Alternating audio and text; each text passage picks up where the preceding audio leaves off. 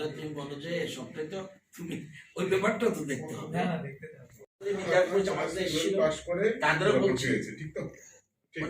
অন্য ছাত্র সংগঠনকে বলবো তোমাদের থাকে এবং কলেজের নাম উল্লেখ করো। যদি কলেজে ওই কলেজের সিট না থাকে পাশের কলেজ দিয়ে দেবো। স্যার আপনি যে বলেছেন 100% মানে এটা বলি, এটা একটু এটা তো বলবো। ইন্ডিয়া ডিগ্রি করছে তো? হ্যাঁ ডিগ্রি করছে, লেখছেন বুঝতে টেকনো ইন্ডিয়া 62 লেখা আছে না?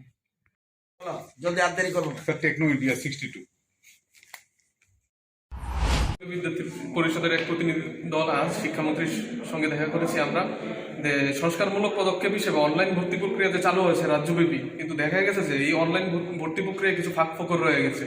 দেখা গেছে যে ভর্তি প্রক্রিয়ার মাধ্যমে স্টুডেন্টরা প্রথমবার অনলাইন প্রক্রিয়া হওয়ার কারণে স্টুডেন্টসরা অনেক কিছু বুঝতে পারছে না। অনেকে যে জায়গায় অ্যাডমিশন দিয়েছে কিন্তু দেখা গেছে যে তার বাড়ি এক জায়গায় কিন্তু অনেক দূরে কলেজে পড়েছে, ওর অ্যাডমিশন হয়েছে।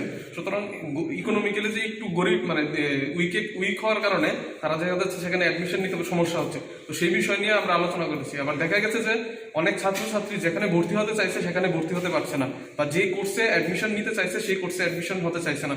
সুতরাং সেই বিষয়গুলি নিয়ে আজকে আমরা আলোচনা করেছি এবং আমরা একটা দাবি রেখেছি। অনেক জায়গা থেকে আমরা ছাত্রছাত্রীদের কাছ থেকে খোঁজ খবর পাচ্ছি যে তারা নাকি অ্যাডমিশন হতে পারছে না। আজকে এই শিক্ষাবর্ষের অনেক দূর এগিয়ে গেছে।